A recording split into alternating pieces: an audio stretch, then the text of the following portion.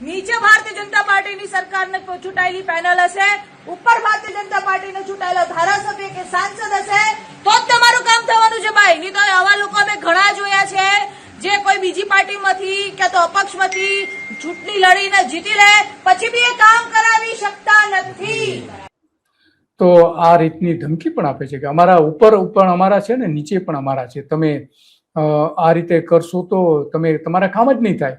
તો આવું જ જે મિતેશ પટેલે ધમકી પણ આપી હતી આણંદમાં, ભાજપના સાંસદ મિતેશ પટેલ, કે નાયબ મુખ્યપ્રધાન હર્ષ સંઘવીની હાજરીમાં એમણે ધમકી આપી હતી કે જો આંકલાવ વિસ્તારમાં જિલ્લા પંચાયત અને તાલુકા પંચાયતની એક પણ બેઠક કોંગ્રેસના ઉમેદવાર વિજેતા થશે તો ત્યાં એક પણ રૂપિયો હું ગ્રાન્ટ નહીં આપું. સાંભળી, જેટલા પણ આપણે તો એમને વોશ આઉટ કરીશું, પણ જો કદાચ એકાદ પણ જીત્યો ને એને આપણે એક પણ રૂપિયાની ગ્રાન્ટ નહીં આપીએ. હું તમને અહીંયાથી કહું છું કે એક પણ રૂપિયાની આપણે ગ્રાન્ટ નહીં આપીએ. આપણે એ રીતનું આંકડાઓ બનાવવાનું છે. G24 કલાકનો આભાર સાથે એ વિડીયો આપણે અહીંયા વાપર્યો છે.